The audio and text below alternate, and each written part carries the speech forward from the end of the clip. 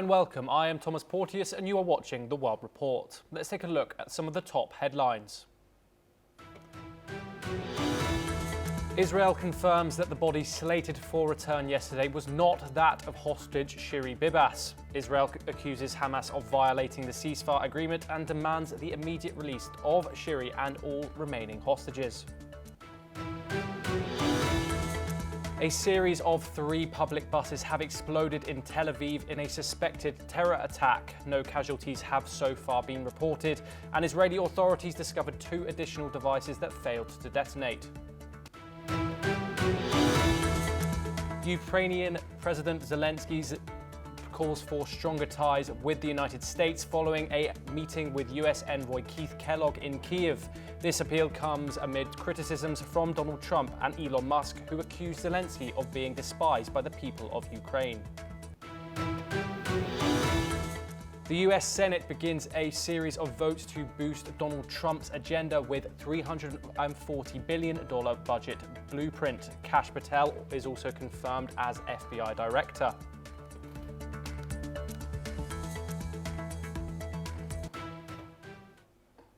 In an expected terror attack, 3 public buses exploded in Tel Aviv, with authorities now investigating. Further devices were also discovered in 2 other buses, but they failed to detonate. So far, there has been no reported casualties and the search for suspects has started. Let's find out more in this report. 3 buses have exploded in Bat Yam, south of Tel Aviv, in what Israeli police say is a suspected terror attack. No casualties have been reported. Footage on social media showed at least 1 bus on fire in a parking lot, with a large plume of smoke rising above. Devices in 2 other buses failed to explode. Meanwhile, officers are still trying to locate more bombs in Tel Aviv. אני יכול להגיד שסרקנו את כל הרכבות ואת כל האוטובוסים בעזרת הנהגים.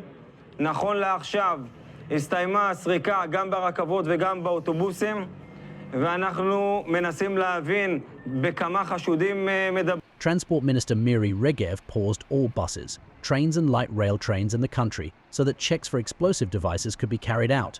According to local media, one of the unexploded devices, weighing 5 kilograms, carried a message saying revenge from Tol Koream, referring to a recent Israeli military counter-terrorism operation in the West Bank. In response, Prime Minister Benjamin Netanyahu has ordered the Israeli military to carry out an intensive operation against centers of terrorism in the West Bank. He also ordered the police and the Israel Security Agency to increase preventative activity against additional attacks in Israeli cities. Amid the tensions due to the recent hostage handover by Hamas and the fragile Gaza ceasefire, what could these attacks mean? Bureau Report, NewsX. Now let's take a look at some updates coming in from North America.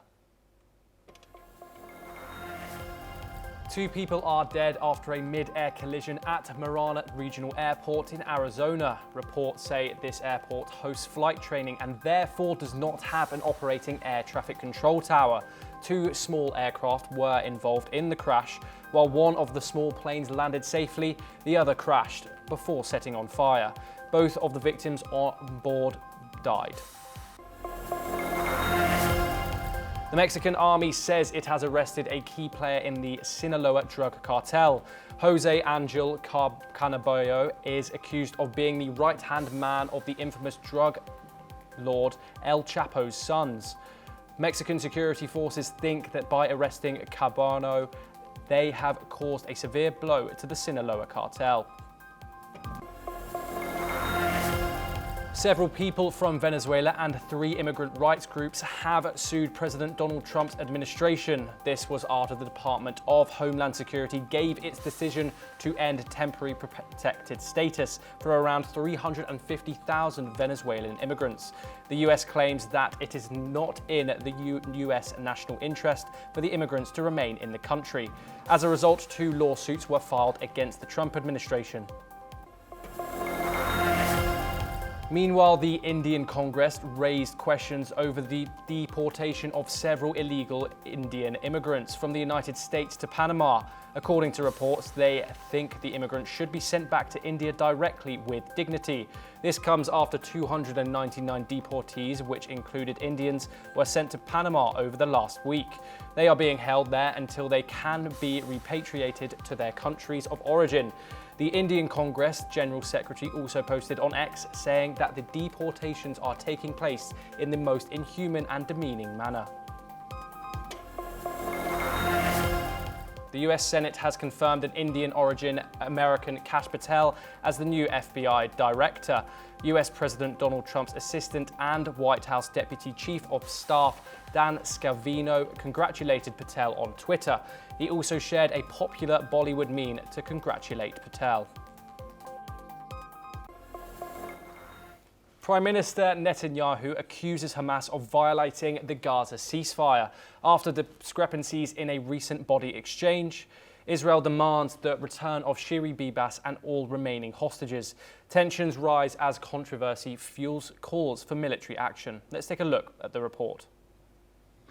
האכזריות של מפלצות החמאס אינה יודעת שום גבול. לא רק שהם חטפו את האב ירדן ביבס, את האם הצעירה שירי. In a significant development, Israel's Prime Minister Benjamin Netanyahu has accused Hamas of committing a cruel and evil violation of the Gaza ceasefire agreement. This follows claims that one of the bodies returned by Hamas on Thursday was not that of the female captive Shiri Bibas, as initially expected. ואת שני התינוקות הקטנים שלהם. באופן ציני בל יתואר, הם לא החזירו את שירי לצד ילדיה המלכים הקטנים, והם שמו בארון גופת אישה עזתית. According to the Israeli army, the remains of two child captives, Ariel and Kefir Bibas, have been identified. The fourth body was identified as that of Oded Lifshitz, an 83-year-old man taken captive during the October 2023 Hamas attacks. Prime Minister Netanyahu has demanded the return of Shiri Bibas alongside all other remaining hostages, both living and dead. Israel has vowed to hold Hamas accountable for the alleged breach of the ceasefire agreement. No comment has been made by Hamas regarding these claims, but the group maintains that the deceased captives were killed during an Israeli airstrike in November 2023. The controversy surrounding the bodies has led to widespread public anger within Israel. Political analysts suggest that this development could increase pressure on the Israeli government to resume military action. Despite the growing tensions, experts caution that restarting the conflict could jeopardize future exchanges of captives. Bureau Report, NewsX. Now let's take a look at some updates coming in from South America. Bolivia's ex-president Evo Morales announced his candidacy for the August elections despite a constitutional term limit and criminal charges. He accused President Luis Arce, his former ally turned rival, of trying to sideline him. Morales is facing an arrest warrant over alleged misconduct and plans to run with a small leftist party instead of his traditional MAS party. His 2019 exit from power was controversial despite his role in Bolivia's economic progress.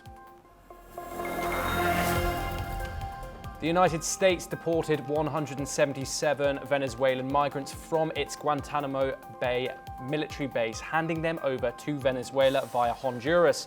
Venezuelan Interior Minister Diosdado Cabello welcomed the group, with more deportations expected soon. The move signals unexpected cooperation between the US and Venezuela, despite past tensions. Since Donald Trump took office, relations have warmed, with immigration becoming a key focus. Guyana plans to sign an oil production deal with a French consortium led by Total Energies, allowing offshore exploration. The country, the fastest growing oil producer, expects to pump 940,000 barrels per day this year. ExxonMobil currently leads an all-oil production, but the government is trying to diversify the sector. Exxon is expected to remain dominant, with oil output rising and a new production facility starting later this year. An Argentine court dropped homicide charges against 3 people linked to Liam Payne's death, but kept 2 hotel employees in custody for allegedly supplying him with drugs. A toxicology report showed that Payne consumed cocaine, alcohol and antidepressants before falling from his Buenos Aires hotel balcony in October last year. The court cleared Payne's representative, the hotel manager and the reception head of any responsibility. Legal proceedings will continue against the two accused of providing the drugs. Ukraine intensifies its push for stronger international support. President Zelensky calls for closer ties with the US as political divisions grow. Meanwhile, French President Emmanuel Macron and US President Donald Trump clash over how to handle Putin. Here's the latest in this report. President Zelensky has urged stronger US support after a high-level envoy visited Kyiv. As congressional debates delay military aid, Zelensky warns that Ukraine's defense depends on immediate action. French President Emmanuel Macron said targeting Trump, "Do not be weak with Putin." As Trump considers a possible return to the White House, Macron stresses that Ukraine must be supported at all costs. Dans un moment où on va devoir en quelque sorte avoir encore plus de force d'âme et lever la posture en raison de tous ces risques. On va devoir réinvestir encore plus, français et européens. Et on va devoir renforcer notre défense et notre sécurité. Ce n'est pas que les armées, c'est renforcer notre sécurité cyber, renforcer notre sécurité sur nos réseaux sociaux, nous protéger des interférences et des attaques, renforcer en quelque sorte notre force d'âme comme nation et nous consolider. Et le faire pour nous-mêmes en tant que Français et le faire en solidarité avec les Européens parce qu'on partage les mêmes intérêts de sécurité. Et être ce pilier européen fort au sein de l'Alliance transatlantique, qui j'espère restera unie, mais c'est une nécessité. Voilà, je sonne un peu le tocsin ce soir, c'est pour ça que je voulais vous parler et puis répondre à toutes vos questions, parce que j'ai la conviction qu'on rentre dans une ère nouvelle. Et elle va nous imposer des choix. Et donc on va devoir aussi revisiter nos choix budgétaires, nos priorités nationales dans ce monde qui commence. Tech billionaire Elon Musk has once again criticized President Zelensky, saying he was right to leave him out of key diplomatic talks. Musk's influence on military technology has already impacted Ukraine's war efforts. Real estate tycoon Steve Witkoff has stated that Donald Trump has made friends with Putin. This comment has raised questions about how a Trump presidency could affect US support for Ukraine. Ukraine's opposition leader has criticized Zelensky, urging him to deal with Trump in a more patient way. With US politics in flux, some in Ukraine believe a strategic shift may be necessary. His frustration with President Zelensky is that you've heard is multifold. One, there needs to be a deep appreciation for what the American people, what the American taxpayer, what President Trump did in his first term, and what we've done since. So some of the rhetoric coming out of Kyiv, frankly, and insults to President Trump were unacceptable. The delay in US military aid remains a major concern for Ukraine. Lawmakers continue to disagree on funding, while Ukrainian troops face increasing pressure on the front lines. As diplomatic tensions rise, Ukraine faces an uncertain future. Will global support hold strong, or will political shifts change the course of the war? Bureau Report, NewsX. Now let's take a look at some updates coming in from the Indo-Pacific. Australian Foreign Minister Penny Wong warned international airlines flying between Australian airports and New Zealand to beware of Chinese warships. This warning was issued after observing China conducting a live fire exercise in the Tasman Sea. Australian military ships and planes have been monitoring the Chinese warships for days as they pass in international waters off the Australian east coast. Speaking on the size of the ocean, Wong added that they could have parked somewhere less inconvenient while they flex their muscles.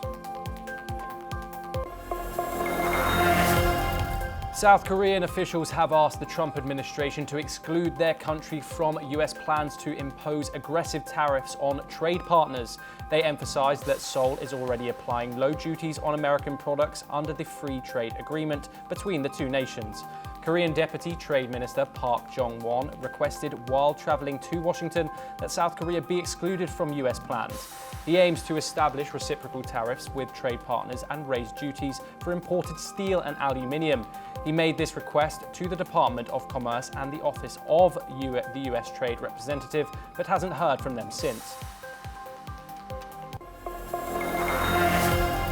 The leaders of Hong Kong's Democratic Party have announced plans to dissolve what was once the city's largest opposition group. Chairman Lo King-hei said members will soon vote whether to shut down the party. The Democratic Party has been struggling to survive following moves by China to crack down on dissent in the city in the wake of 2019 protests. Beijing and Hong Kong's government have argued that such moves were necessary for national security. Thailand is pushing for free trade agreement negotiations with Gulf countries to enhance trade, tourism and investment, according to Nal Lin E Taveen Sin, chair of Thai representatives. The Gulf countries represent Thailand's most important market in the Middle East. Last year, trade between the two sides amounted to approximately $36 billion. Non-oil and natural gas trade grew nearly 10% and continues to show a positive trend. Chairperson Tav E Sin proposed that Thailand and the GCC focus on collaboration in tourism, food security and soft power areas. The Singapore government has launched a direct cash assistance program to provide financial support to residents facing economic challenges. Through this initiative, individuals can receive cash aid ranging from $400 to $850, which will be directly credited to their bank accounts. This timely financial support aims to help recipients manage their cost of living and meet essential daily expenses.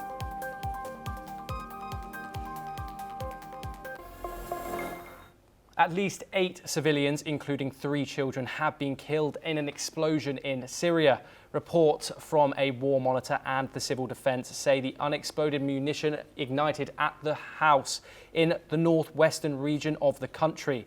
Here's what we know so far about the explosion. At least 8 civilians, including a woman and a child, have been killed when unexploded munitions ignited at a house in northwestern Syria. The Syrian Observatory for Human Rights reported the deadly blast a day after another organization said 2/3 of Syrians risk being killed or wounded by unexploded ordnance. As per reports, the civil defense teams were retrieving bodies from the rubble of the destroyed house in Al-Nayrab on the outskirts of the main northern city of Aleppo. The observatory said the owner of the house was a scrap dealer who collected unexploded ordnance for its metal content. Some reports suggest that journalists were also not allowed to approach the site for fear of further explosions. In January alone, 125 unexploded ordnance accidents were recorded in which at least 85 people were killed and 152 injured, Humanity and Inclusion said. Meanwhile, UNDP calls for long-term investment to support recovery in Syria. Bureau Report NewsX. Now let's take a look at some updates coming in from across Europe. Russia's defense ministry announced that its forces have taken control of several villages. These villages are located in the region of Donetsk in eastern Ukraine. Even as Russia engages in talks with the United States to end the war, it continues to make further progress into Ukrainian territory.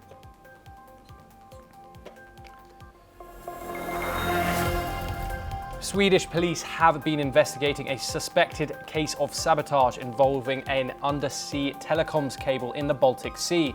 The country's Coast Guard has deployed a vessel to the area. This action comes after multiple seabed cables have been damaged in recent months. The Baltic Sea region has been on alert and NATO has increased its presence in the area. This follows a series of outages affecting power cables, telecom lines and gas pipelines. Pope Francis's condition has improved after he was diagnosed with pneumonia. The Vatican said that he has also been fulfilling some of his duties. The 88-year-old pontiff has been in care for 8 days, battling the respiratory illness at Rome's Gemelli Hospital. The Pope was admitted on February the 14th following several days of breathing difficulties. EU Foreign Policy Chief Kaja Kallas warned against Ukraine talks giving into Russian aggression. She said that interactions between the United States and Russia have revealed something important. She stated that Moscow has not abandoned its territorial goals in Ukraine. She also mentioned that appeasing Russia would send a dangerous signal.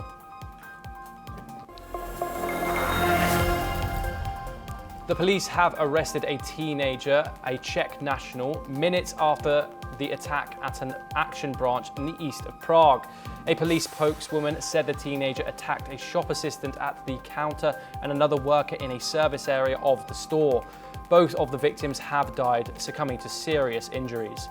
The attacker's motive was unclear, but there was nothing to indicate a terror attack, police said.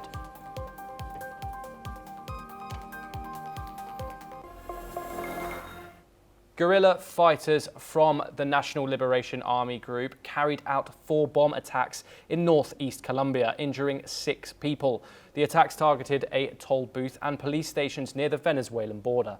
Let's find out more in this report. Guerrilla fighters from the National Liberation Army carried out 4 bomb attacks in northeast Colombia on Wednesday night, injuring 6 people near the Venezuelan border. The attacks targeted a toll booth in Villa del Rosario and police stations in both Villa del Rosario and Cucuta.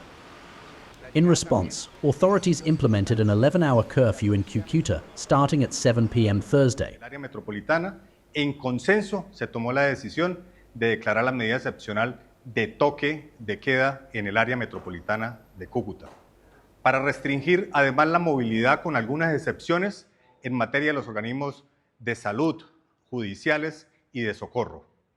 Además, the National Liberation Army, a prominent group in the Norte de Santander region, had previously escalated violence, which led the Colombian government to halt peace negotiations with them last month. Some local reports suggested that the security situation in Colombia has worsened under President Gustavo Petro's peace initiative, which sought to end decades of conflict but has led to a rise in armed group activities. The National Liberation Army's actions are part of a larger offensive in the Catatumbo region, which has caused over 60 deaths and displaced 50,000 people. Alongside the violence, Petro's administration faces political instability, with several top officials, including Defense Minister Iván Velázquez, resigning. The president has also claimed threats against his life, including an alleged plot to shoot down his plane with missiles. Bureau Report, NewsX. Now let's take a look at some news updates from the world of business. Nissan shares grow 11% following reports that a Japanese group, including former Prime Minister Yoshihide Suga, plans to approach Tesla for investment. The proposal aims to make Tesla a strategic investor, which hopes it will acquire Nissan's US plants. This comes after Nissan's failed merger talks with Honda and a downgrade to junk status by Moody's due to weak profitability. The proposal, led by ex-Tesla board member Hiro Mizuno, could involve a consortium with Foxconn as a minority investor. President Trump and Japanese Premier Shigeru Ishiba discussed a $44 billion Alaska liquefied natural gas project aimed at boosting US-Japan energy ties and reducing Japan's reliance on the Middle East. The US proposed Japan invest in infrastructure and long-term contracts to avoid strategic choke points. South Korea and Taiwan are also considering increased LNG purchases from the US, reducing dependence on Russia and China. This initiative is part of Trump's broader strategy to strengthen energy security in East Asia amid trade tensions. European stocks hit record highs in February with strong earnings from banks and luxury sectors. Fourth quarter earnings rose 5.4%, helped by a weaker euro and strong sales, with nearly 75% of companies surpassing revenue expectations. Despite this, concerns over US tariffs, especially on German autos and luxury goods, are creating uncertainty. European banks also saw significant profit gains, benefiting from higher margins and cost control measures. Asian shares hit a 3-month peak led by Hong Kong and Chinese stocks, driven by optimism surrounding AI advancements, particularly DeepSeek. Gold stayed near record highs, benefiting from safe haven demand amid US-China tensions.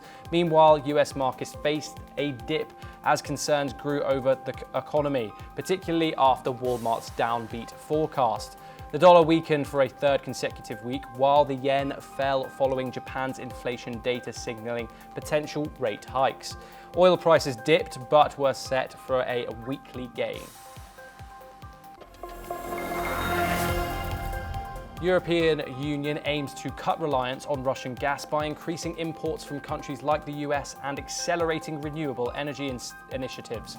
EU Energy Commissioner Dan Jorgensen highlighted the need to stop funding Russia's war effort through fossil fuel payments. While gas will remain essential for some sectors, the EU seeks alternative sources. Additionally, the EU is working on stabilising energy prices by decoupling gas from electricity costs and securing long-term LNG contracts.